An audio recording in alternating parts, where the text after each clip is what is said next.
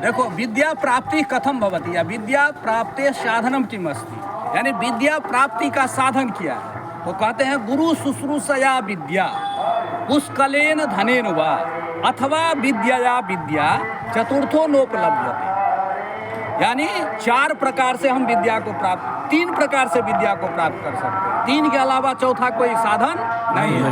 तो क्या साधन है? तो पहला साधन क्या है? गुरु शुश्रूषया विद्या। विद्या कथम आगच्छति? गुरो शुश्रूषया। तो गुरो माने गुरु की शुश्रूषा। शुश्रूषा शब्दस्य अर्थद्वयम् वर्तते। शुश्रूषा इत्युक्ते सेवा, और दूसरा उसका अर्थ है कि श्रोतुम इच्छा। यानी या तो आप गुरु की सेवा कीजिए या गुरु के वाक्य का श्रवण कीजिए। तो अर्थ दोनों मिला जुला के एक ही आएगा। आप गुरु की सेवा कीजिएगा तभी उनकी बात को सुनिएगा। तो गुरु की सेवा करने से या गुरु की सानिध्य में रहने से विद्या आती है, पहला प्रकार है। और पुष्कलेन धनेन वा, दूसरा साधन है कि आप पुष्कल धन, आप बहुत धनिक घर के हैं, आपके पिताजी बहुत धन वाले हैं, तो आप किसी विद्वान को इतना रुपया दे दीजिए जो वो विद्वान सबको छोड़कर आपके पुत्र को पढ़ाएं। तो पुष्कलेन धनेन वा, बहुत धन से भी विद्या प्राप्त हो सकता है। अथवा विद्यया विद्या, नहीं तो तीसरा प्रकार है विद्या से विद्या की प्राप्ति चतुर्थो नोपलभ्यते। तो विद्यया विद्या कथम भवति।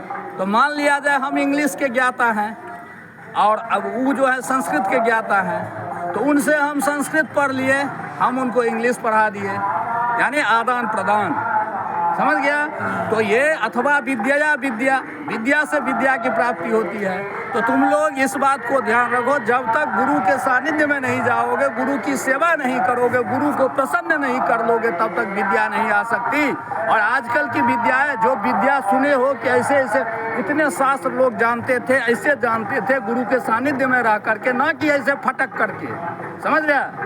तो गुरु के सन्निधि में जब तक नहीं जाओगे, गुरु के भाषण नहीं सुनोगे, गुरु की शब्द को सुनने की इच्छा नहीं रखोगे, शुश्रूषा मैंने वो भी इच्छा हुआ, सेवा भी हुआ, तो वो नहीं होगा, तो प्रथम है वही, तब तक विद्या नहीं आ सकती। अपने पढ़ने से विद्या नहीं आती है, ठीक है। इसलिए इस बात को गांठ बांध करके और इसका पालन करना है। और अभी आद्य वयसि नाधीतम द्वितीय नार्जितम धनम तृतीय न तपस्तप्तम चतुर्थे किम करिष्यति। जो व्यक्ति आद्य अवस्था यानी छात्रावस्था में अध्ययन नहीं किया है, और आद्य वयसि न द्वितीय नार्जितम धनम, द्वितीय अवस्था तो आद्य अवस्था हुआ 1 से 25 वर्ष तक, तो 25 वर्ष तक जो व्यक्ति अध्ययन नहीं किया, इस समय में केवल अध्ययन पर होना चाहिए ध्यान, ठीक है। द्वितीय नार्जितम धनम, और 25 से 50 जो है धन के तरफ ध्यान देना चाहिए।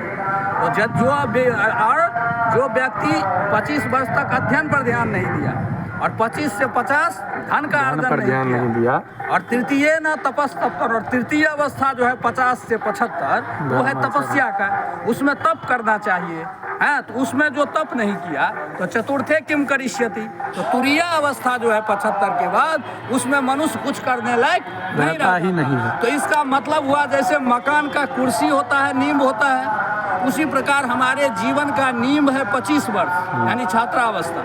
इस छात्रावस्था में जो अध्ययन नहीं कर सका, वो बाद में प्रोफेसर भी बन जाएगा, तो उसको लिख लटा क्या कहते हैं, चौपट, माने उसको प्रोफेसर बनने के बाद भी कुछ ज्ञानवान नहीं होता। तो जो अवस्था है पढ़ने का, उसका सदुपयोग करना चाहिए, समझ गया। गुरु के सानिध्य में बैठ करके अपने से भी पढ़ लिख करके इस आद्य अवस्था को अध्ययन में लगाना चाहिए। दूसरा अवस्था में धन अर्जन करना चाहिए, तृतीय अवस्था में तप करना चाहिए।